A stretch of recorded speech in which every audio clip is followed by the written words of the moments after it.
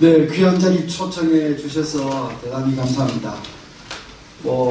저는 우리 손 대표님하고 행사한 게 처음은 아닙니다만은, 늘 저는 이게 두익이라고 하는 표현에 매력을 느끼고, 사실 새는 두 개의 날개로 날지만, 방향을 잡아주면 머리가 없으면 그냥 발이나 그냥 유리창에 꼬로박기도 하고, 그런 거죠. 그래서 참 두익이라고 하는 것이 굉장히 중요하다는 생각을 늘 합니다. 제 발음에 앞서서 좋은 말씀을 많이 해주셨습니다. 제가 미리 양해를 하나 좀 구할 것은, 제가 강의 마치고 지방에 대학 강의를 가는 기차를 타야 돼서 바로 나가더라도 좀 양해를 해주시고요. 김영삼 대표님 또 우리 문 교수님 강의를 제가 꼭 듣고 가고 싶은데 참 아쉽습니다. 이메일로 하나씩 보내주시면 제가 열심히 공부하겠습니다.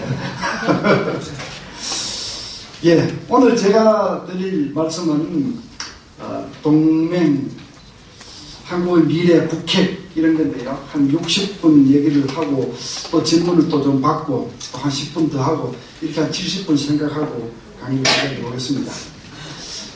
오늘 드릴 말씀 내용은 대개 이런 것들입니다. 하노이 2차 미국 정상회담 결산, 여기저기 여러분들 많이 들으셨을 겁니다. 그러나 저와 함께 다시 한 번 더 결산을 해보는 시간, 그 의미를 알아야지만 4월 11일 날 있었던 이 한미 정상회담 의미도 분석하는 데 도움이 될 겁니다.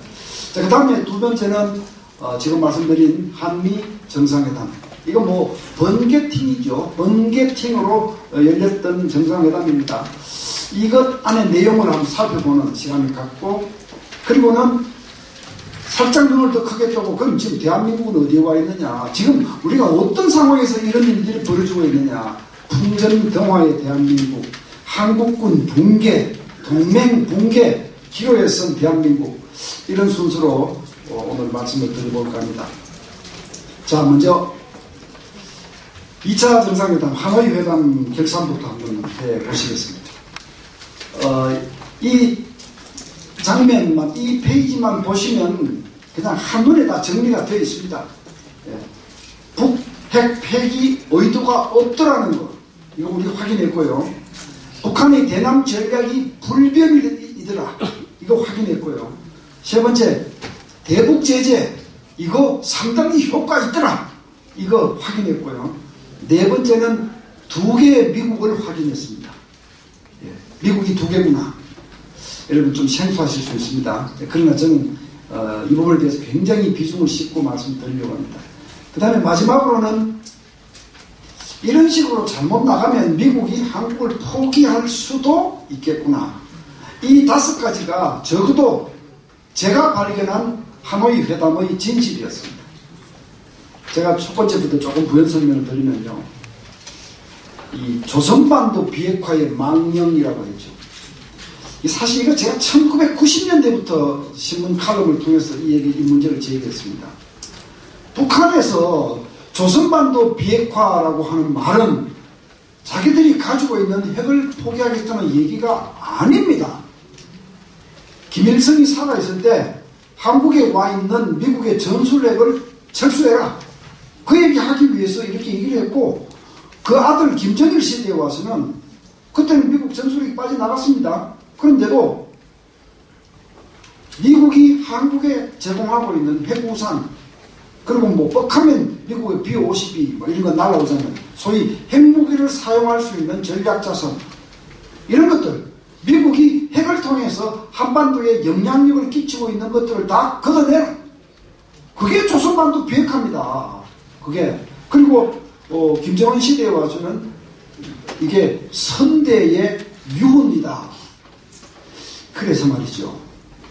여러분들 작년 1월 신년사를 통해서 북한이 평화공세를 시작했고, 그 이후에 판문점 선언이 있었고요. 또 미국과 북한이 싱가포르에서 만났고요. 평양에 가서 또 우리 대통령과 김정은 국무위원장 사이에 또 정상회담이 또 있었고요.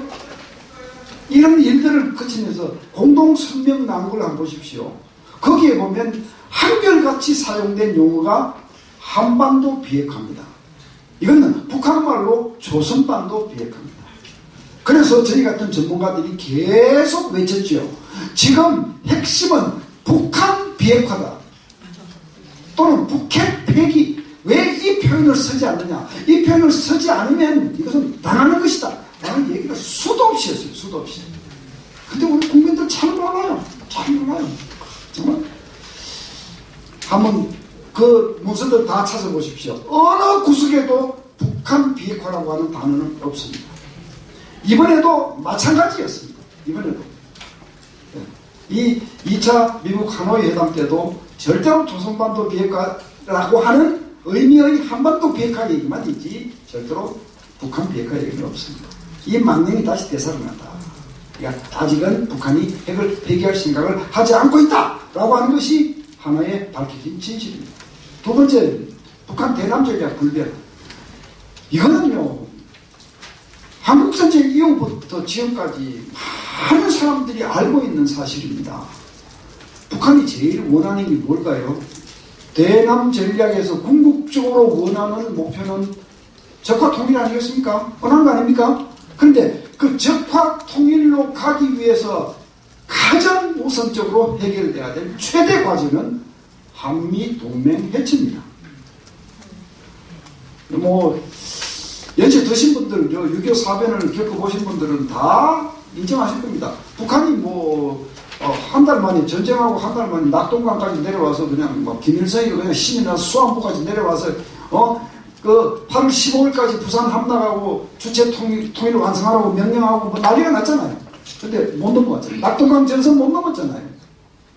왜 못 넘었습니까? 미군이 와서 못 넘었잖아요. 미군이 와서. 예? 물론 우리 국군도 참 많은 희생을 했지만, 그무렵부터 막 미국이 부산으로 그냥 계속 미군 병사들이 쏟아져 돌았어요. 경상남도 남쪽, 이쪽에 북쪽, 낙동강 계속 투입되면서 막 죽었잖아요. 막 죽었잖아요. 예? 그때 미군 병사의 평균 수명이 얼마냐? 참 우스갯소리가 됐지만 평균 수명이 일주일이다 하는 말이 있었습니다. 남의 나라 와서 그 사람들이 그렇게 많이 죽었습니다. 예? 37,000명 전사 공식적으로. 근데 다쳐서 돌아가서 돌아가신 분들가 지금 5만 명이 넘어요. 예? 그 이후에도 마찬가지 아닙니까? 김신조 내려오고 푸에볼로 납치하고 아웅산 폭파 사건 여러분들 다 아시잖아요. 그렇게 대한민국을 뒤흔들고 싶었지만 한미 동맹 때문에 안 되잖아요. 그래서 북한은 사실은 모든 대남 전략의 초점이 동맹 해체에 맞춰져 있습니다. 그런데 우리 한국의 좌파들은 그 동맹 해체에 박수치고 동조하느라고 지금 정신이 없어요. 그래서 지금 여기 계시는 여러분들이나 저 같은 사람이 정신 차리지 않으면 대한민국 없어집니다. 네, 없어집니다. 자, 여기 두 단계 전략이 뭐냐? 북한이 핵을 통해서 첫 단계에서는 핵을 내버리는 것이 아니라 자기 가진 것 중에서 조금만 내놓고 그걸 대가로 미국으로부터 왕창 많은 양보를 받아서 한미동맹을 팍 약화시킨다. 이 첫 번째는 하노이에서 정확하게 이렇게 하려고 했습니다. 영변에 있는 것만 내놓겠다. 그럼 영변 말고 다른 데 있는 건 다 어떡할 건데? 다 가지고 있겠다는 거 아닙니까? 예? 그 미국이 트럼프 대통령이 뒤늦게 정신 차려가지고 그거 안 된다라고 거절한 거죠. 예?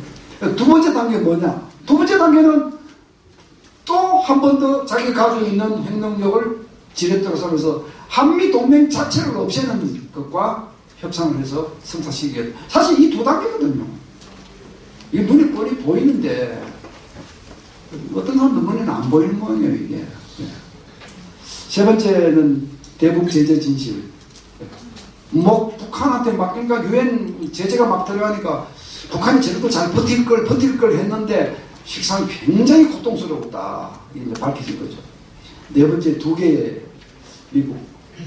이 부분, 참 제가 비중을 두고 늘 말씀드리는 부분인데요. 두 개의 미국이 어떤 거냐면 이런 겁니다. 지금 트럼프 대통령은 좌파 아닙니다. 네, 우파입니다. 당연히. 그런데 변칙입니다. 변칙. 그러니까 지금까지 미국이 해왔던 전통적 미국, 그래서 미국의 본류라고 하는 사람들은 어떤 생각을 가지느냐. 미국은 세계 지도자 국가고 패권 국가고요. 그래서 소위 대장 노릇을 하면서 지내는 동안, 그러나 세계 민주주의를 위해서 미국이 가서 전쟁도 하고 피도 흘리고 돈도 쓰고 희생을 치른다. 이게 굿캅 아닙니까? 좋은 경찰 역할을 하면서 미국이 세계를 지배한다. 이게 사실 미국 패권주의의 기본 발상이거든요. 그런데 트럼프 대통령은요, 그거 안 하겠다는 거, 그렇게 안 하겠다는 거 아닙니까? 돈 드는 거 안 하겠다는 거 아닙니까? 그러니까 내가 가서 피 흘리고 돈 쓰고 그건 안 하겠다는 거예요. 동맹도 돈을 충분히 내놔야 동맹하고, 돈을 충분히 내놔야 훈련도 하고, 미국 제일주의, 미국 우리의 이익이 최고다. 이게 사실 트럼프 대통령의 변칙이에요. 트럼피즘이라고 불러요. 트럼피즘이라고. 네, 변칙이에요.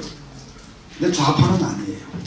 근데 트럼프 대통령이 이번에 하노이 가서 북한하고 적절히 그냥 야합하면서, 그다음에 대한민국 동맹, 돈도 잘 안 주고, 요즘 보니까 동맹인지 아닌지 모르겠더라. 북한은 중재자한테 왔다 갔다 해서 에이, 저런 한국은 동맹 안 해도 돼. 라는 생각을 조금씩 하고 있었던 거예요. 그거 분명한 거예요. 그래서 덜러던 김정은 달러를 줘버리지 않을까 걱정을 많이 했어요. 근데 못해서 그렇게 안 했어요, 트럼프가. 정신 바짝 차리고 노 했습니다. 그 이유가 뭐냐? 저는 그게 본류 미국이 거세게 트럼프를 견제했기 때문이라고 저는 보는 겁니다. 제가 여기에 많은 내용들을 적어놨는데요. 미국 의회, 미국 지식인들, 그 다음에 만만치 않은 여론, 이 모두가 트럼프한테 당신이 그렇게 하면 안 된다는 경고의 메시지를 계속 보내고 있습니다. 여기 재미있는 것은요, 여기 제가 의회 정치인들 여러 명을 등장을 시켰는데, 트럼프 대통령 공화당 아닙니까? 그런데 지금 이 동맹을 가볍게 여기고 북한하고 함부로 야합하려고 하는, 소위 이렇게 해서는 안 된다는 경고의 목소리를 내는데 공화당 민주당이 합작을 했습니다. 한국 같은 꿈도 못 꾸는 얘기죠. 한국에는 우리 여당은 집권당 시키는 대로 하는 분들 아닙니까? 집권 세력이 시키는 대로, 대통령 시키는 대로 하지 않습니다. 미국 그렇지 않았습니다. 바로 트럼프 대통령이 본류 세력을 의식해서 이러다가는 정말 큰일 나겠다. 재선이고 뭐고 다 안 되겠다 해서 노 하고 노딜 그 회담을 결렬시키고 돌아가니까 미국 의회에서 여야 의원들이 한 목소리로 당신 차라리 잘했다 이렇게 박수를 받는 겁니다. 그 트럼프 대통령이 정치적으로 계산이 빠르기 때문에 이게 다 알고 있습니다. 이 두 개의 미국입니다. 이번 하노이 회담을 통해서 저는 두 개의 미국을 똑똑히 확인했습니다. 대한민국 어떻게 해야 되는지 과제도 자동적으로 생각이 들지 않습니까? 트럼프 좌파 아니기 때문에 트럼프 대통령을 설득하고 선도하는 역할을 해야지요. 그러나 그보다 더 중요한 것은 미국 본류 세력들과 꾸준히 교감을 해야지만 한미 동맹이 종속될 수 있습니다. 이 우리 과제입니다. 자, 이제 앞에 제가 지나갔지만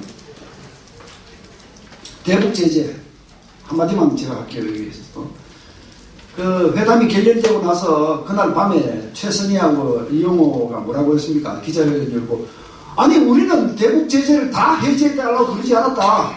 일부만 해제해달라고 했는데 마치 우리가 제재를 다 해결해달라고 요구한 것처럼 그렇게 얘기하니까 우리는 억울하다. 이렇게 기자회견을 했는데 거짓말이에요. 거짓말. 왜 거짓말입니까? 지금까지 2006년 이후 북한의 핵 문제와 미사일 문제 이런 것들 때문에 유엔에서 제재를 한 것이 전부 11번입니다. 11번인데요. 이 북한 최선희 이용호가 얘기하기를 2016년 이전 것은 그대로 두도 좋고 2016년 이후에 통과된 유엔 안전보장이사회 결의안 중에서 민생 경제와 인민 생활에 불편을 주는 것만 해제해달라고 요구했을 뿐이다. 이렇게 얘기를 했는데, 그러면 2016년, 2017년에 통과된 것들이 어떤 것들인데요? 제가 거기에 적어놨습니다. 두 번째 보시면요, 2270부터요, 2321, 2371로 5개입니다. 이것들은요, 북한의 석탄 수출 못하게 금지했고요. 철광석, 중요한 광물 수출 못하게 했고요. 섬유, 수산물 수출 못하게 했고요. 또 북한이 가장 갈급하게 생각하는 석유 수입, 석유 전제품 수입 엄격하게 제한했습니다. 해외 노동자 송출 엄격하게 금지했습니다. 한마디로 북한 정권의 목줄을 죄는 것들입니다.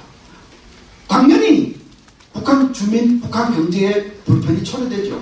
이거를 인민생활, 인민경제에 불편을 준다는 이유로 처리하면요, 북한 제재라고 하는 깍대기만 안고 다 없어지는 겁니다.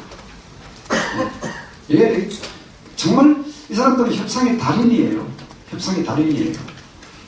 한국 국민들은 북한이 그렇게 얘기하면 또 그런 줄 아는 사람들이 많아요, 지금. 참, 진실은 그렇지 않습니다.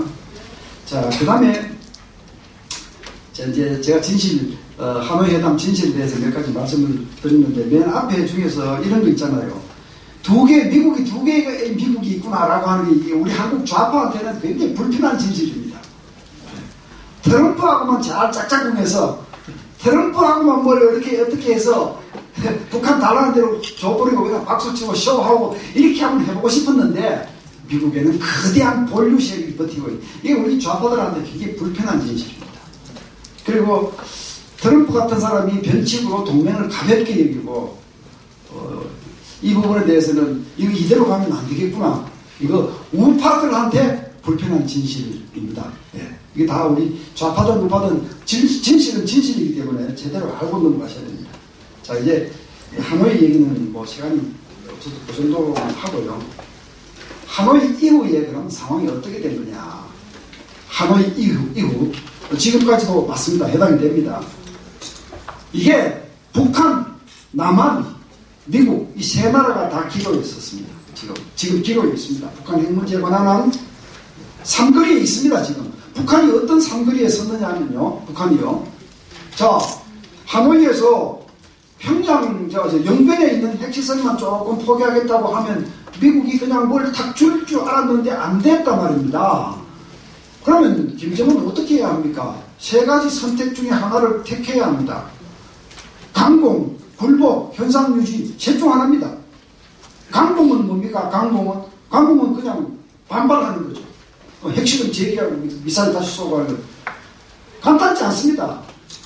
지금까지도 북한이 전 세계를 적으로 만들었는데 여기서 강공을 한 번 더 해서 정말 전 세계하고 더 적대감을 쌓아야 이거 간단치 않습니다. 그건 굴복하는 건 뭐냐? 미국이 원하는 대로 우리는 모든 북한 전역에 있는 모든 핵무기, 핵시설 다 포기하고 화학무기, 생물무기도 포기하겠습니다 라고 납작 엎드리는 건데요. 그렇게 하면 북한 정권이 무너질 겁니다. 지금까지 병진 정책이다 하면서 뭐 핵보험을 거부잡고 이거는 확실한 우리 거고 이제 이것을 바탕으로 경제를 건설한다. 이게 병진 정책 아닙니까? 이걸 그렇게 외쳐왔는데 우리 수령님이 가더니만 항복을 했네. 이게 백두 혈통의 세습 권력 이거 유지될 수 있을까요? 그렇게 해서 보통 위기가 아니죠. 네? 세 번째 현상유지. 이것도 당장은 할 게 없으니까 지금 현상유지 그냥 버티기입니다. 하고 있지만 이게 과거처럼 만만하지 않습니다. 1990년대 고난의 행군 시절 때도 버텼는데 지금 보세요. 지금 고난의 행군 못지않게 어렵잖아요. 대북 제재의 압박 때문에 뭐 외화도 떨어지고 식량도 부족하고 뭐 모든 것이 어려운데 자, 우리 수령님 믿고 지금까지 참아왔고 이제는 미국 사람하고 담판해서 뭔가 잘 살게 해준다. 그렇게 될 것 같았는데 아니 빈손으로 돌아와서는 또다시 물과 공기만 먹고 살아라고 그런다. 이게 간단치 않습니다. 지금 북한은 지금 버티기를 일단 하고는 있지만 이거 오래 할 수 있는 선택이 못 됩니다. 이게 북한도 어렵습니다. 지금 굉장히 어렵습니다. 대한민국이라는 표현을 이제 쓰지 않겠습니다. 정부, 우리 문재인 정부 어렵습니다. 기로 있었습니다. 문재인 정부가 머릿속에 무슨 생각을 하고 있을까요? 글쎄요, 뭐 저는 연방제 통일 같은 것을 염두에 두고 지금까지 행보를 하고 있다. 저는 그렇게 보고 있습니다. 뭐 그 와중에 이제 뭐 경제, 사회, 군 뭐 여러 가지 막 우리 마음에 들지 않는 정책들을 많이 펼쳐왔는데 이게 소위 아까 우리 손 대표님, 손 회장님 말씀하신 대로 이념적 목표를 가지고 죽기 살기로 지금 걸어온 거 아닙니까? 그런데 이거 지금 계속 하려면 어떻게 해야 됩니까? 이벤트가 필요하잖아요. 이벤트가. 예? 대한민국 국민들 지지도를 계속 이렇게 얻으면서 국민들을 현혹시키면서 평화쇼를 벌이고 이 길로 가는 것이 맞다. 이것이 우리가 경험해 보지 않았던 길이다. 이것이 돌이킬 수 없는 평화로 가는 길이다. 이렇게 국민들을 끌고 갈 뭐가 있어야 되잖아요. 없잖아요. 지금 하노이 회담 결렬되니까. 예? 문재인 정부도 어려워요. 지금 어려워요. 북한에 대해서도 어려워요. 이번에 이제 한 소리 들었죠. 북한한테 존재감, 내가 당신을 국제사회로 인도해 줄 수 있는 중재자가 될 수 있어요. 그러니까 북한도 기대를 했죠. 아이고 뭐 남쪽 대통령이 뭔가 미국도 설득하고 세계도 설득하고 해. 그런데 막상 가서 그냥 핀찬만 받고 오니까 우리 정부로서도 한계가 온 겁니다. 내가 여기서 뭔가 실적을 올리지 않으면 북쪽에서도 나를 인정하지 않겠구나라는 이게 한계에 도달한 겁니다. 그리고 우리 국내 정치적으로도 지금 많이 달라졌잖아요. 많이 달라졌잖아요. 이러다가 뭐 내년에 뭐 총선에서 실패할 수도 있고 뭐 만만치 않다. 만만치 않다. 우리 정부도 어렵습니다. 이게 대한민국의 어려운 것하고는 다른 겁니다. 대한민국 우리 국민한테 어려운 거하고는 다릅니다. 우리 정부는 어렵습니다. 미국은 여기에 비하면 너거대요. 미국 정부 트럼프는 너거대요. 왜? 결렬시키고 돌아오니까 여야가 다 합쳐서 박수를 치고요. 마치 돌아온 탕자를 반기듯이 미국 본류가 트럼프를 반겼고요. 그 다음에 또 뭐 러시아 스캔들 그거 뭐 아무것도 아니다라는 걸로 밝혀져서 소위 탐욕 위기에서부터 벗어나고요. 굉장히 홀가분해졌습니다. 이제 재선 준비에 돌입할 수 있는 상황까지 됐어요. 차제에 북한 이거 확 밀어붙여서 이번에 개판하면 내버릴까? 이런 고민을 지금 하는 겁니다. 그 다음에 대한민국 정부를 향해서도 비슷한 생각하겠죠. 야 이거 봐. 뭐 맨날 민족공조하고 뭐 중국 눈치 보고 동맹하고는 아무것도 편도 안 들어주고 이걸 과연 동맹으로 계속 삼고 가야 돼 말아야 돼. 근데 뭐 버리려고 하니까 또 나만 대한민국 국민들이 있네. 그러니까 한번 버리지도 못하겠네. 그냥 한번 시험을 해봐. 이게 나한테 앞으로 잘할 거야 못할 거야 시험 한번 해봐. 요런 정도의 기로에 서 있는 겁니다. 트럼프는 지금. 아니 뭐 막말로 북한이 핵 포기 안 한다고 미국이 망합니까? 답답한 건 대한민국이죠. 네? 여하튼 삼국 삼색 이 기로에 선 상황에서 이번에 번개팅 정상회담이 열린 겁니다. 이 정상회담에서 우리 국민들이 궁금하게 생각하는 것들이 참 많습니다. 예를 들어서 아니 1박 3일 1박 3일을 정상회담을 그렇게 급작스럽게 하는 걸 이게 도대체 누가 하자고 졸랐을까? 미국이 동맹공조가 필요하니까 대통령 빨리 오라 그래서 내가 한번 얘기를 해야 되겠어. 이렇게 해서 요청했을까? 아니면 한국 정부가 여러 가지로 궁지에 몰려서 뭔가 돌파구를 찾아보려고 네 가겠습니다. 시간 좀 만들어 주십시오. 이렇게 했을까? I don't know. 그냥 저는 모른다고 하겠습니다. 왜냐하면 확실한 증거가 없으니까. 그 다음에 회담의 격에 대해서도 사실 국민들이 궁금해하는 게 많습니다. 예? 뭐 빛바랜 태극기가 그건 뭐 약과죠. 직접 면담은 2분밖에 못하고 영부인들이 참석한 저 식사 자리를 만드는데 이게 정상회담인지 정상환담인지 정상식사인지 격을 잘 모르겠다. 예? 그럼 우리 대통령은 볼턴, 폼페이오 이런 소위 참모들하고 만나서 실무 얘기를 했는데 트럼프가 자기 부하들한테 야 그 얘기는 너희들이 해 하고 그냥 내깔긴 것인지 국민들 궁금해하는 사람들이 꽤 있습니다. 그러나 그 얘기는 오늘 제 말씀드린 주제가 아니기 때문에 제가 그냥 그 정도로는 저도 궁금하다 그렇게만 넘어가고요. 이번 정상회담에서 우리 정부가 품었던 3대 목표는 비교적 정확합니다. 명확합니다. 제가 보기에는. 첫째 목표는 미국과 북한 간의 대화의 모멘텀을 되살리는 역할을 우리 한국 정부가 하겠노라. 중재자 역할을 제대로 해서 북한한테도 제대로 인정을 받고 그 인정받은 것을 지렛대로 해서 남북관계를 개척해 나가겠노라. 이런 생각입니다. 첫 번째입니다. 두 번째는 당연히 그렇게 하기 위해서는 일단 북한에게도 떡을 줘야 되잖아요. 이 제재 완화 아닙니까? 예. 금강산 개성공단 정도는 다시 문을 여는 것으로 미국하고 동의를 합의를 하고 돌아와서 이걸 가지고 북한은 달래고 그렇게 해서 한반도 평화 프로세스, 돌이킬 수 없는 평화, irreversible peace로 향해서 가겠다. 소위 제재 완화가 두 번째 목표. 세 번째 목표는요. 저는 언론에서 이렇게 얘기하지 않지만 저는 전문가의 시각으로 말은 하지 않았지만 가장 중요한 목표 중에 하나가 이 세 번째라고 봅니다.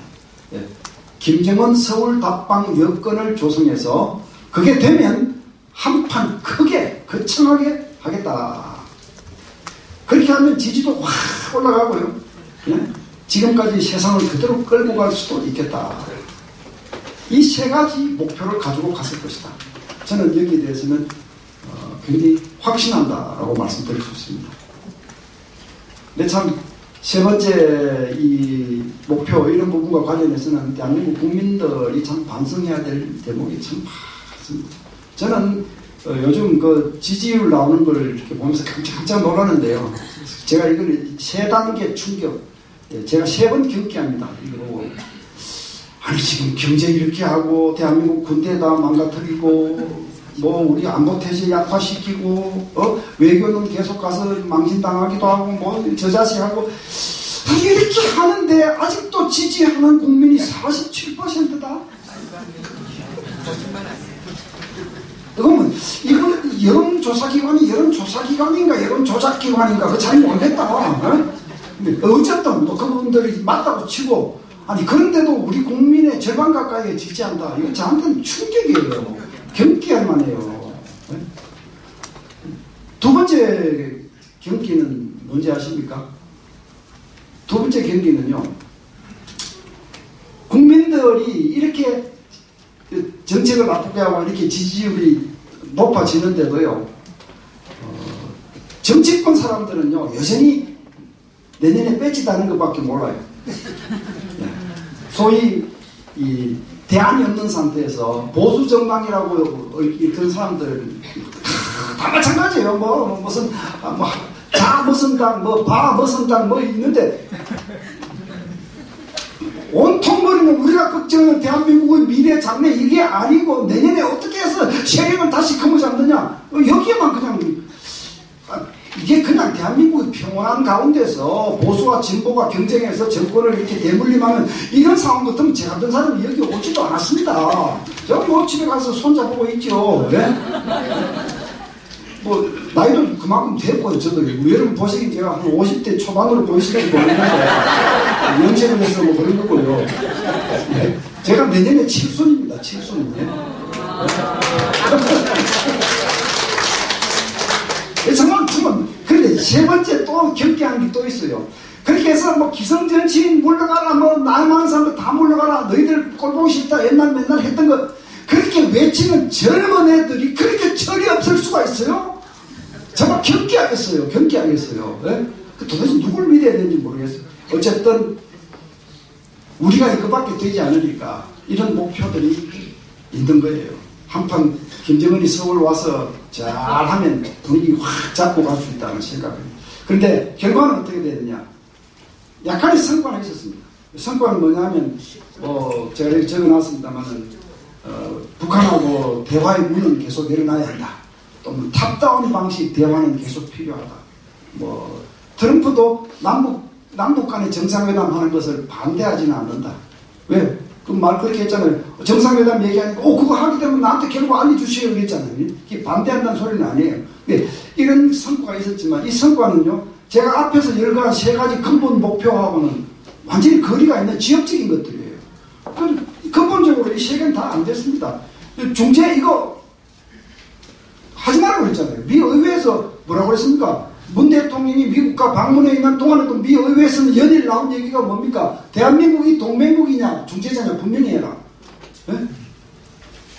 근데 그 비슷한 시간에 또 북한에서 또 오지랖 발언이 나왔어요. 그러니까 이게 지금 그러니까 어설픈 중재자를 하면 양쪽으로부터 다 협공당하고요. 다 인정 못 받는 거예요. 이게 국제정치 이론에 나와 있는 거예요. 예? 양쪽에 붙어서 이쪽 저쪽 비밀을 다 맞추려고 시도하다가는 양쪽으로부터 다 버림받는다는 거. 이거 국제정치에 나와 있는 이론이에요. 그러니까 안 됐습니다. 그다음에 김정은 서울 답방 여권 충족 이거 명시적으로 반대를 하지는 않았지만 안 됐습니다. 왜냐하면요, 김정은이 뭐 실무 정상회담처럼 간단히 만나는 정상회담이면 저도 반대하지 않아요. 그건 뭐 해도 좋아요. 그런데 서울 와서 한판 이렇게 막 떠드는 거 이벤트 이거 하려면요, 남과 북이 서로 주고받을 게 있어야 돼요. 북한한테는 제재 완화, 대북 지원, 개성, 금강산 재개 이런 떡이 주어져야 김정은이 올 수 있는 명분이 있는 것이고요. 또 우리 국민들한테는요, 김정은이가 내려와서 나 핵무기 그대로 갖고 있을 거야 이런 얘기 하려고 내려오면 그거 내려오면 안 되잖아요. 예? 비핵화 약속을 하고 내려와야 되잖아요. 그 서로 주고받을 게 없어요. 지금 주고받을 게 없어요. 주고받을 게 있는 상황에서 그런 정상회담 한다면 굳이 반대 안 하죠. 좋아지는 건데 주고받을 게 없어요. 그냥 쇼만을 위한 그런 정상회담은 안 되는 거예요. 그러니까 그 여건 조성이 안 됐어요. 그 다음에 제일 중요한 건 목표에 대해서 여전히 딴다리를 끌고 있어요. 목표에 대해서. 정상회담 이후에 우리 정부는 문 대통령이 어제도 그랬죠. 북한이 비핵화 의지를 확실히 가지고 있다라고 얘기했죠. 아니 이번 정상회담 어느 대목에서 북한이 그 얘기한 걸 미국이 인정했습니까? 미국은 여기 보십시오. FFVD of DPRK가 목표다 그랬어요. FFVD 뭔지 아시죠? 최종적이고 완전히 검증된 비핵화. 북한의 완전한 비핵화. 근데 한국은 이 용어를 쓰지 않아요. 한반도 비핵화라고 용어를 쓰는데 이번 회담에서 북핵 비핵화라고 하는 목표가 도대체 어디가 합의가 됐어요? 이게 미국과 북한의 비핵화 방식과 목표에 대해서는 한국과 미국 간에도 합의된 개념이 아직은 없는 겁니다. 이게 지금 회담의 결과인데 와서 하는 얘기들은 많이 다른 것 같습니다. 제가 여기에 회담 직후에 양쪽이 발표한 발표 내용을 정리를 해봤습니다. 이 왼쪽은 우리 청와대가 발표한 것이고요. 오른쪽은 백악관이 발표한 겁니다. 공동성명 없었습니다. 공동성명을 낼 수가 없죠. 핵심적인 의제에 대해서 한미 양국이 합의를 하지 못했기 때문에 공동성명은 없는 겁니다. 양쪽이 각자 발표했는데요. 맨 왼쪽 위에 한번 보십시오. 문 대통령과 트럼프 대통령은 한반도의 완전한 비핵화의 공동의 목표다라고 의견을 같이 했다. 이 말 맞습니까? 그렇습니다. 오른쪽 한번 보십시오. 뭐라고 되어 있는지. 양국 대통령은 북한의 완전하고도 최종적인 비핵화를 성취하는 것을 목표로 한다고 했어요. 양쪽이 쓰는 용어가 완전히 다르잖아요. 이쪽은 한반도 비핵화는 북한이 말하는 북한이 조선반도 비핵화로 여기고 있는 용어잖아요. 오른쪽에는 북한 비핵화를 얘기하는 거예요. 근데 이걸 의견을 같이 한다고 발표를 했습니다. 그 밑에 세 번째 한번 보십시오. 남북 정상회담을 추진할 계획을 설명을 했다라고 했는데 그런 대화는 있었어요. 근데 북한은 미국은 발표문에 아예 그 대화 그 얘기 자체를 언급도 안 했습니다. 가볍다는 거죠. 남북 정상회담 그래 뭐 하려면 해봐 뭐 I don't care 뭐 그런 정도의 그리고 뭐 좋은 소식이 있으면 나한테 알려줘. 네? 발표문에 넣지도 않았어요. 그 다음 보십시오. 양 정상이 대한민국 임시정부 수립 100주년 역사의 의미를 되새겼다고요? 그 오른쪽에 한번 보십시오. 그게 무슨 그런 단어가 있습니까? 네? 없습니다. 그런 얘기. 그냥 한미동맹 얘기밖에 없습니다. 의미를 되새겼어요. 트럼프 대통령하고 우리 문 대통령이 두 분이 앉아서 임시정부 100년의 역사적 의미를 되새겼다고요? 네? 그 다음에 그 밑에 보십시오. 트럼프 대통령이 꽤 많은 시간을 할애해서 얘기한 것들이 그 오른쪽 밑에 겁니다. 한미 FTA 개정했고 한국 기업들이 미국에 투자를 많이 해서 미국에 일자리가 많이 생겼고 수출도 좀 늘어났고 고맙다 감사하게 생각한다. 미국의 이익과 관련된 부분이니까 또 트럼프가 이쪽에 또 비중을 팍 싣고 얘기하는 거예요. 그런데 여기에 대해서는 한국에서 발표한 아예 언급조차 지금 안 하고 있어요. 그러니까 우리 지금 그만큼 북한 눈치 보고 중국 눈치 보면서 한미 동맹은 지금 일거리지고 깨지고 있는데, 그런데 또 줄 거는 또 이렇게 다 주고 있어. 그런 비난이 일어날 수도 있는 대목인데, 아예 그냥 우리 발표문을 넣었습니다. 그 다음에 트럼프 대통령이 한국 와달라고 방한을 초청했는데, 대통령이 사의를 표했다. 방한 초청에 동의하지 않았습니다. 그냥 초청해 주어서 고맙다라고 얘기를 했고, 큰 무게를 싣지 않았습니다. 그래서 발표문에도 없습니다. 미국 쪽 발표문. 그게 무게가 실렸으면 그게 포함이 안 됐겠습니까? 이렇게 진실과 다른 얘기들을 자꾸 하면서 국민을 호도하는 대목이 있어서 저희들은 걱정스럽다. 자, 여기까지 말씀드리고, 자, 도대체 대한민국이 어떤 상황에서 지금 이런 일들이 벌어지고 있느냐, 이제 좀 더 큰 그림으로 한번 가보겠습니다. 한국은 지금 정체성이 붕괴되고 있고, 경제가 붕괴되고, 안보 붕괴, 헌법 붕괴, 많은 것들이 지금 붕괴되고 있어요. 많은 것들이 붕괴되고 있어요. 그래도 제가 아까 말씀드린 것처럼 세 가지 충격, 3단계 충격, 저는 계속 느끼고 있습니다. 이렇게 무너지고 있어도 여전히 절반 가까운 국민이 지지한다는 거 아닙니까? 지지하세요, 그러면. 네, 그렇죠? 네. 두 번째는 그냥 이게 뭐 정권 교체 싸움이 아니라 자유민주 대한민국이 소멸되냐 소멸되지 않느냐 엄중한 지금 판이 벌어지고 있는데도 정치하는 사람들은 계속 자기 배지 달심 낭만하고 있잖아요. 또 그걸 욕하면서 덤비고 있는 젊은 사람들이 지금 뭘 하고 있어요, 솔직하게. 예? 뭘 하고 있어요? 저는 참 젊은 사람들이, 나이 드는 사람들을 무조건 비판하는 것도 마음에 들지 않아요. 야, 인마, 누군 뭐 하는데? 예? 누군 뭐 하고 있는데? 저 3일, 독립선언할 때 그게 태만이 30대 아니었습니까? 예? 지금 30대 뭐 하고 있는데? 그러니까 이렇게 대한민국이 붕괴되고 있는데 도대체 누가 이 대한민국을 건지느냐? 잘 모르겠습니다. 저도 솔직하게. 저도 잘 모르겠습니다. 예, 다 얘기는 할 수는 없지만 제가 전공하고 있는 안보 분야에 정말 안보가 붕괴되고 있는 현실에 대해서 저는 개탄을 금하지 않을 수 없습니다. 금할 수 없습니다. 한국 안보에 완벽 폭풍이 다가오고 있다. Perfect storm. 완벽 폭풍.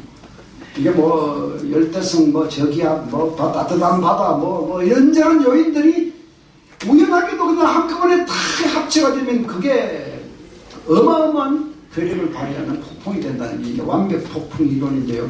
실제로 몇 번씩 일어나죠. 대한민국 안보에는 이 완벽 폭풍이 일어나고 있다. 군대가 붕괴하고 있고 동맹이 붕괴하고 있고 안보가 고립되고 있는 이런 현상을 저희는 눈으로 보고 있습니다. 제가 시간에 비해서 준비한 자료가 너무 많은 것 같습니다. 제가 건너뛰면서 말씀을 드리겠습니다만 그래도 여러분들 다 이해하시리라 믿습니다. 우리 군대 정말 제가 보기 망가지고 있습니다. 국방개혁 2.0 혹시 국방개혁 2.0이라고 하는 표현을 처음 들어보시는 분 계십니까? 그런 표현을 처음 들어보시는 분은 손을 들지 마십시오. 손을 드시면 저한테 나쁜 얘기를 들을 수 있어요. 내 먹고 살기 바쁜데 저런 걸 내가 왜 알아야 돼요? 그렇게 말씀하시면 안 됩니다. 지금은. 정부가 발표한 국방개혁 2.0 이거 작년에 발표한 거 보니까요. 온통 우리 군대 줄이고 약화시키는 내용밖에 없어요. 북한이 핵을 포기를 했습니까? 폐기를 약속을 했으면 뭘 했습니까? 예? 중국은 시시각각 군사력을 키우고 있는. 예? 근데 왜 우리가 왜 군사력을 왜 축소해야 합니까? 예? 군대 복무기간을 줄여요. 아니 지금 21개월도 그것도 많다고 다시 18개월로 줄여요. 그럼 전쟁을 알만하면 다 제대시키는데 만약 전쟁을 하면 어떻게 전쟁을 하나 버립니까? 정말 기가 찹니다. 난 밑에 한번 보십시오. 남북 군사합의. 이건 뭐 많은 전문가들이 많은 시간에 이 얘기를 했습니다. 저도 많이 얘기했습니다. 이게 우리 한국군에 일방적으로 불리한 내용들이 너무 많다. 제가 그 중에서 한 가지만 시간이 없어서 소개를 드리면 비행금지구역. 이거 잘 들어보셨습니다. 그죠? 이 한반도에서 오른쪽, 왼쪽 이렇게 해서 오른쪽은 40km, 40km, 폭 80km, 왼쪽은 20, 20, 폭 40km. 여기에 비행기가 들어가지 못한 나라. 뭐 이제 이런 거예요. 그러니까 이거 남과 북이 같은 거리에 동등하게 양쪽 비행기가 다 못 들어가니까 굉장히 형평성에 맞고 공정하게 된 것이다. 이렇게 얘기를 합니다. 공정하기는 뭐가 공정해요? 지금 그 휴전선 일대를 계속 날고 있는 우리 비행기들 중에는요, 백두기, 금강기, 유투기 다 들어보셨죠? 백두기, 금강기 그 비행기들이 날면서 북한 지역을 감청하고 북한 지역에 사진을 찍어서 북한 동태가 위험하다 위험하지 않다 판단하는 거 아닙니까? 예? 우리의 소위 정보기, 첩보기들이 떠는 코스가 휴전선 아닙니까? 예? 그거 다 못 뜨는 거예요. 밑으로 내려와야 돼요. 예? 미국의 유투기, 미국 유투기는 엄청 높이 뜹니다. 20km. 20km 유투기가 뜨면요, 저 평양 근처까지 사진 다 찍어요. 예? 그 이 사진 왜 찍느냐? 북한군 동태가 우리한테 위험한지 판단하는 거예요. 예? 위험하면 대비하는 것이고요. 위험하지 않으면 대비 안 해도 되는 것이고요. 이게 군비 통제의 기본이거든요. 군비 통제의 기본. Arms Control, 군비 통제라고 하는 것은 무조건 잘라내고 없애는 것을 말하지 않습니다.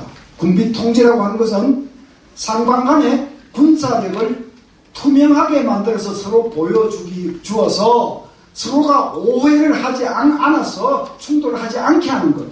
또 어느 한쪽에 군사력이 너무 일방적으로 한 부분이 뒤처지면 그거를 보완하고 저쪽에 남는 것은 깎아내고 이렇게 해서 형평을 이루면서 서로가 서로를 공격할 생각을 갖지 못하게 하는 것. 이런 것들이 군비 통제입니다.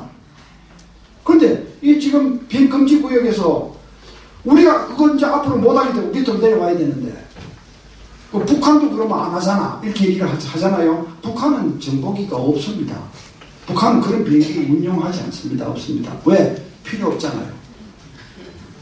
대한민국이 북한 쳐들어가지 않는다는 걸 세상이 다 알잖아요. 북한이 왜 모르겠어요? 쳐들어온다면 북한이 쳐들어오는 거지 대한민국이 쳐들어가지는 않는단 말이에요. 예? 그러니 이게 지금 참 기가 막힌 노릇이 이런 얘기입니다. 정상적인 시민이 운이 나빠서 강도하고 이웃을 하고 살고 있는데 그 강도한테 그냥 여러 번 강도질을 도둑질 당했어요. 그래서 문 앞에다가 CCTV를 달고 막 쫙 장치를 해놨는데 이 강도가 어느 날 탁 오더니만 나 이제부터 강도질 안 할 용기가 있으니까 우리 동등하게 아주 깨끗하고 공정하게 너 집에 하고 우리 집에 모두 CCTV를 같이 안다는 걸로 하자. 그 공정하네. 잘했습니다. 이게 지금 뭐하는 시츄에이션입니까 이게. 예? 남과 북은요 공자와 방자의 차이가 있습니다. 북한은 공자고 남한은 방자입니다. 공격자와 방어자를 구분하지 않고 이런 합의를 하는 것은 우리 군에 일방적으로 위험한 겁니다. 이 얘기를 안 들어보셨던 분들도 지금 제 얘기 들으니까 이해가 되시죠? 그죠? 대답 별로 안 하시네요. 잘 공감이 안 된다는 뜻이니까. 공감 되시죠? 네. 지금 군대가 망하면 보다 오른쪽에 보십시오. 군기강 정신적인 붕괴. 우리 병사들요. 하면 다 귀한 집 자식들이죠. 예, 뭐. 그런데 지금 좀 너무하지 않습니까? 군대 생활 이제 뭐 18개월만 하라 그러고요. 하다 또 뭐 어머니들이 전화해서 우리 아들 달리기 못하니까 시키지 마라. 뭐 누가 그냥 중대장 대대장한테 전화 그거 제끼지요. 그지 병사들은요 또 뭐 연애하다가 실현하면 또 자살하지요. 총기 사고 내지요. 간부들 부사관 장교들도 뭐 사실 지금 많이 무너졌어요. 이게 지금 월급쟁이 아닙니까? 국가에서 주는 돈 받아서 뭐 애 놓고 살림 살고 아파트 사고. 아니 군인이 어떻게 월급쟁이입니까? 군인은 그냥 월급쟁이가 아닙니다. 그냥 월급쟁이는 월급 받고 행복하게 살고 그게 추구하는 행복이지만 군인은 월급은 물론 받지만 나라가 위급하면 목숨을 던지는 소위 안보의 강성이 군인 아닙니까? 군인이 어떻게 월급쟁이하고 같습니까? 예? 근데 지금 다 일반 월급쟁이로 지금 좀 더 돌아갑니다. 예? 자, 연합방위 붕괴.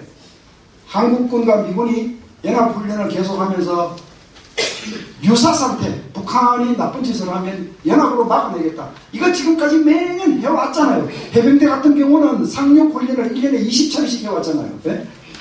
이거 다 왕창 줄이고 안 하고 중단하고 트럼프 대통령은 다 아무렇지도 않아요. 그 돈 들어. 한국이 돈 안 될 거지. 그만해.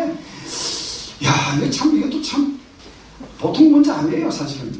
트럼프 양반도 보통 문제 아니에요. 어쨌든, 한미연합훈련 안 하면, 갑자기 전쟁 나면 훈련 안 해본 상황이 어떻게 대처하죠? 아니, 대한민국 젊은 사람들도요, 나이 든 사람 욕할 뿐만 아니라 이런 문제들을 자기들이 제기하고 이렇게 하면 안 됩니다라고 뭐 해야 될 거 아니에요. 저도 젊은 사람들한테 이런 얘기 좀 듣고 싶어요. 지금 왜 나이 70이 된 제 같은 사람만 이걸 외쳐야 됩니까? 군에 대한 정치 개입, 이거는 큰일입니다. 이거는 지금 정부만의 문제가 아닙니다. 과거부터 그랬어요.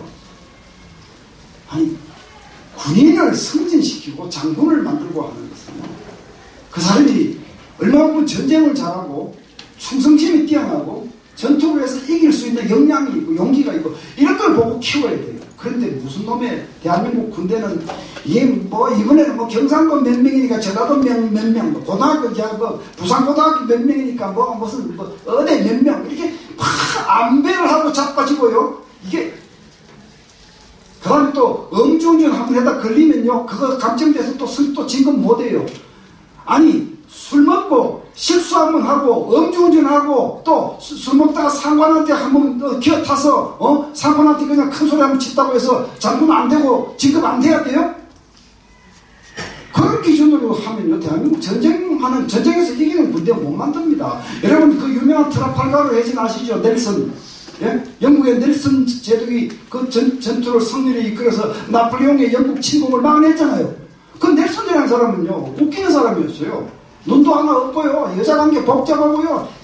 아주 편도 나쁜데 영국의 정부가 생각하니까 이 사람이 충성심이 뛰어나고 용맹하고 영국을 지킬 수 있는 역량이 있다. 그 사람 총사령관 시켰잖아요. 네? 지금 같은 인사체제 지금처럼 아니 장군 되려면 일을 열심히 할 것이 아니라 정치권하고 연을 따라야 되고 지금 정부하고 말이 같아야 되고 청와대 눈치를 봐야 되고 그렇게 하면 장군이 되고 그렇게 하지 않으면 장군이 안 되는 군대. 그게 무슨 군대예요 그게. 예? 이거는 지금 정부만의 문제가 아니에요. 제 같은 사람이 한번 대통령이 됐는데 이게 정말 깨끗하게 한번 가르치려고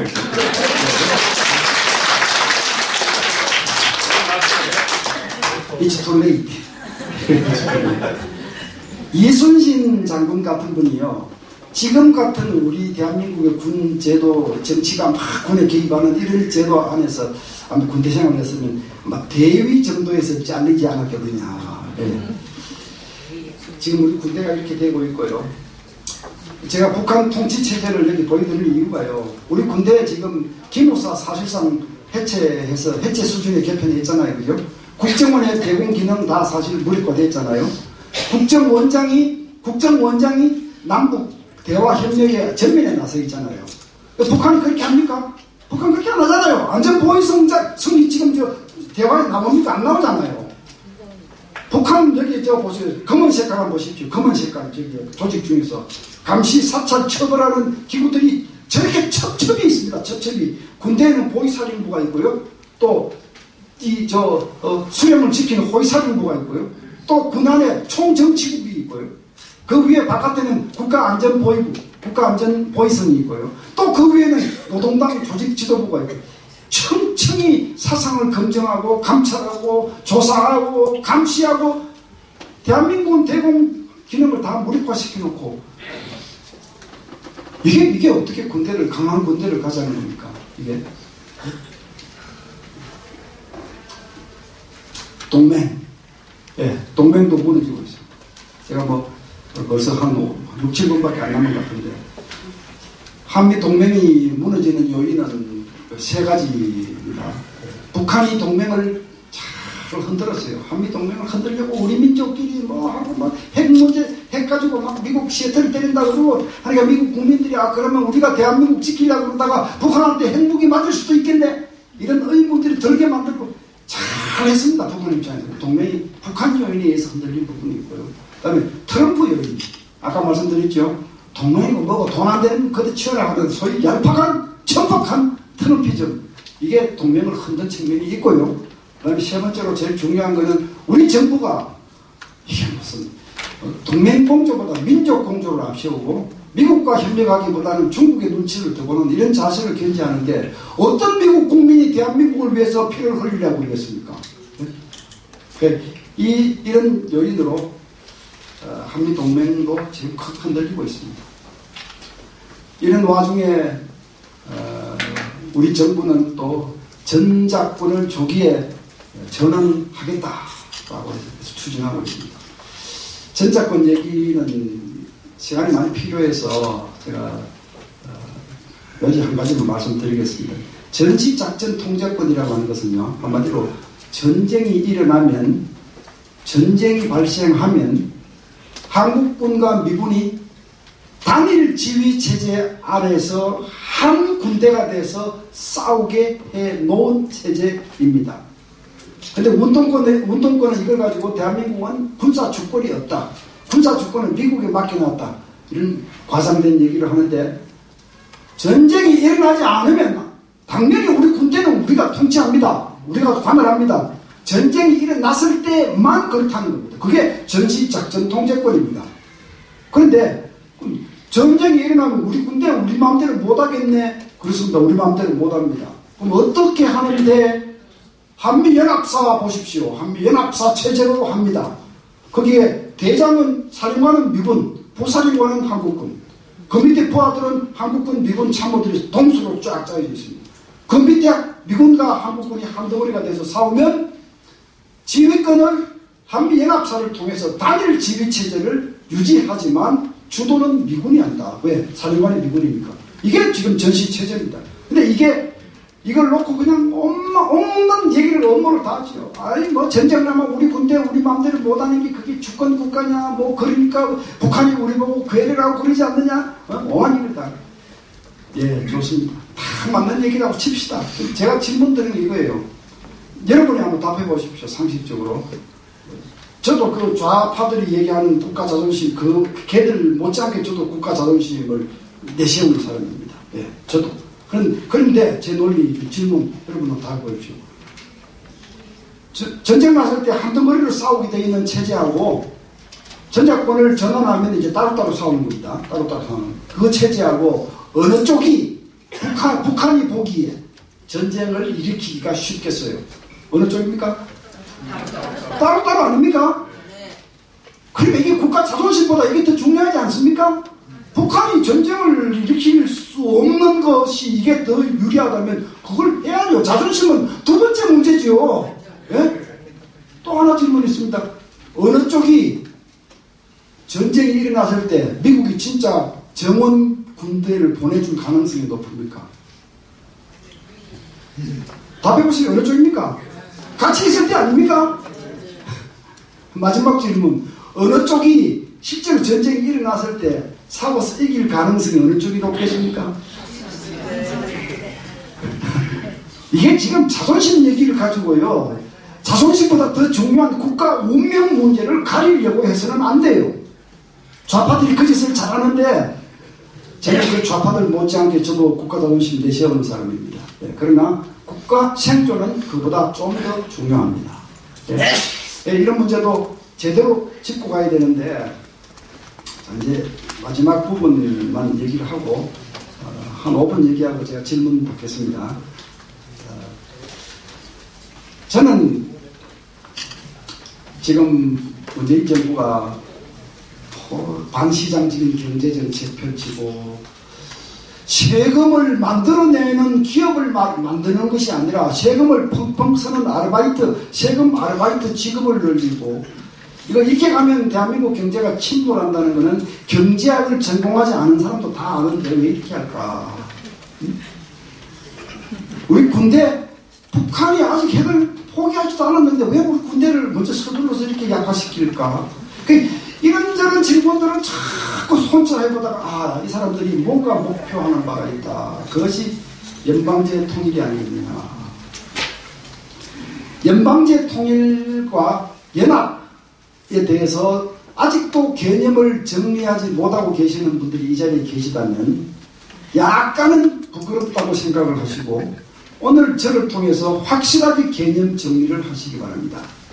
국가연합이라고 하는 것은요, Confederation, 국가연합이라고 하는 것은 전혀 통일이 아닙니다. 개별 국가가 서로 친하게 지내는 겁니다. 동아리입니다. 동아리. 그러니까 통일 논의에서는 국가연합은 통일 논의에 들어가지 않습니다.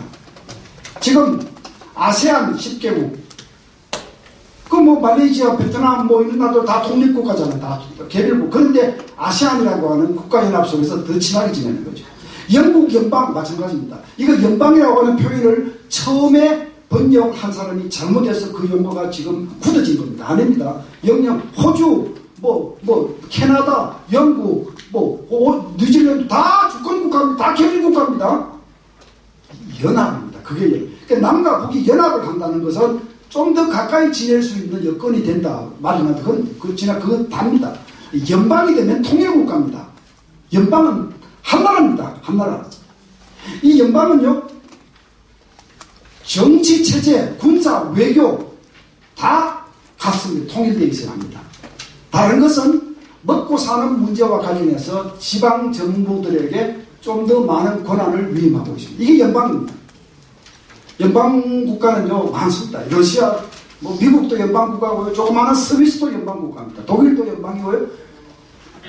그런데 남과 북 사이에 이런 연방국가를 하자, 비슷한 연방국가를 하자라고 해서 북한이 고려연방제를 얘기했고, 아마도 한국에 있는 좌파들은 북한과 한국 좌파 세력 간의 연방제 통일을 향한 암묵적인 공감대가 설립되어 있다고 저는 그렇게 느낍니다. 제가 결론부터 말씀드릴게요. 질문 받기 전에 세 가지 질문과 답변 제가 스스로 주고받겠습니다. 연방제가 왜 안 된다고 하느냐. 첫째, 위헌입니다. 헌법 위배입니다. 헌법 1조 보십시오. 대한민국은 민주공화국입니다. 권리가 국민으로부터 나온다. 그는 국민에게 있다. 그다음에 4조 보십시오. 통일은 자유민주주의 질서에 기반해서요. 평화통일을 추진해야 합니다. 지금 북한은 권력 세습 체제예요. 우리하고 체제가 완전히 다른 나라입니다. 이 두 나라 사이에 연방제를 거론하는 것은 이 헌법을 위배하는 겁니다. 연방제를 얘기하려면 헌법부터 고치고 해야 돼요. 헌법을 고치려면 국민한테 물어봐야 돼요. 그 멍청한 우리 국민이 또 도장 찍어줄 줄 모르죠. 네, 모르죠. 네, 어쨌든 위헌입니다. 둘째, 불가능합니다. 예, 연방제 불가능합니다. 지금 연방제 국가로 출발한 국가들은 잘 가고 있지만요. 이미 지금까지 개별 국가로 존재했던 나라들이 합쳐서 연방제 국가가 되는 경우는 체제가 같고 언어가 같고 민족이 같아도 안 됩니다. 다시 말씀드릴게요. 체제가 같고 이념이 같고 언어가 같고 문화가 같아도 안 됩니다. 왜? 이미 주권이 만들어지고 국경선이 그어지고 자기 대통령 자기 군대가 있는 나라가 어느 날 우리 두 나라 같이 하자 그러고 그냥 헌납해서 다른 나라하고 한 나라 되는 경우는 역사에서 없습니다.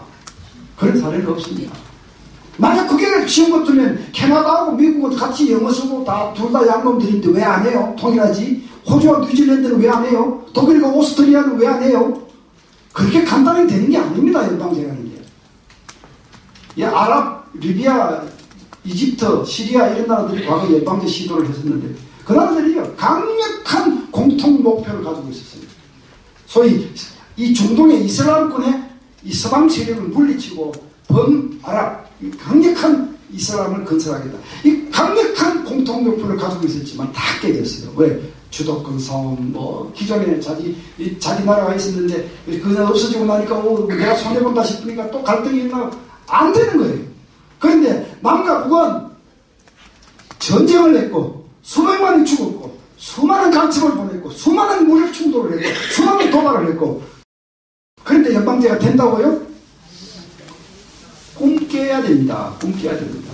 세 번째, 연방제를 왜 하면 안 되느냐? 대한민국 망합니다. 네, 망합니다. 지금 이 두 번째 문제 때문에 내세우고 앞으로 내세울 수 있는 것이 낮은 단계 연방제입니다. 네. 북한 체제와 남한 체제가 다른데 같이 합칠 수 없다. 그러면 아, 그래, 알았어. 그러면 북한도 체제를 그대로 두고, 남한 체제도 그대로 두고, 그 위에다가 지붕을 하나 씌워서, 대한민국 국토, 고려, 공화국 하든지, 단일 국호를 만들고, 한 나라로 만들자. 어거지지요? 어거지 한 나라지요? 한 지붕 두 가족이죠? 그렇게 하자. 이게 낮은 단계 연방제거든요? 이거 하면 왜 망하느냐? 북한은 여론이 없지 않습니까? 지도자가 시키는 대로 전 국민이 따라하잖아요. 대한민국은 온갖 찬성 반대가 무성한 자유민주주의 국가 아닙니까? 북한의 사상 침투, 인터넷 공격, 여론방 조작, 이런 식 어떻게 감당할 겁니까? 예? 대한민국은 북한이 없어도 좌우 대결을 지금 안에서 찢고 뽑고 하는데 거기다 북한까지 체계적으로 지원하고 집중적으로 지원하는 이런 체제에서 대한민국 자유민주주의 체제가 살아남을 것 같습니까?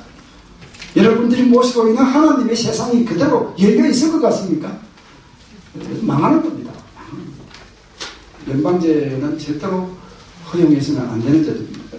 만약이라도 남과 북정부와 연방제라고 하는 공통 목표를 서로 공유한 가운데 지금과 같은 행보를 하고 있다면 저는 얘기하고 싶습니다. 중단하십시오. 그렇게 안 됩니다. 그렇게는 안 됩니다. 우리 국민들이 그렇게 얘기를 해야 됩니다. 그래야 안 되는 건 안 되는 것이다 라고 처음부터 국민들이 확실한 입장을 밝혀주셔야 합니다. 자, 제가 질문 받겠습니다. 받고 나머지 한 장은 남겨놓고 질문 이후에 나머지 한 장. 어떤 시나리오가 가능성이 제일 높다 그렇게 얘기를 할 수 있는 사람은 없습니다. 그런데 군사 옵션은 최악의 경우에 막바지에 설 수 있는 거고요. 지금 쓰고 있는 카드가 맥시멈 프레셔, 강한 제재를 계속 입체적으로 가한다 이거 아닙니까? 그보다 좀 더 강하고 군사 액션보다 덜한 중간에 있는 것이 레짐 체인지거든요. 이 셋 중에서 일단 미국은 이 맥시멈 프레셔 쪽을 일단 카드를 잡은 것 같습니다. 그런데 나머지 두 옵션에 대해서도 미국은 강대국이기 때문에 항상 준비를 하고 있습니다. 항상 준비를 하면서 옵션을 취합니다.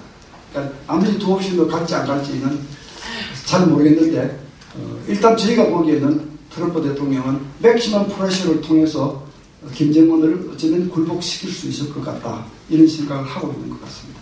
저도 일리가 있다고 봅니다. 한국이나 중국이 일탈하지 않고 단결해서 대북 제재에 동참한다면 북한이 과연 버틸 수 있을까 이렇게 생각한다면 굳이 군사 행동까지 필요 없을 수도 있다. 그런 책임을 해봅니다. 네. 한 번만 더 하겠습니다. 그러한 이유 중에 하나가 될 수는 있습니다. 과거에도 그런 적이 있었습니다. 과거에 노무현 정부 때도 제가 아는 실제 얘기입니다.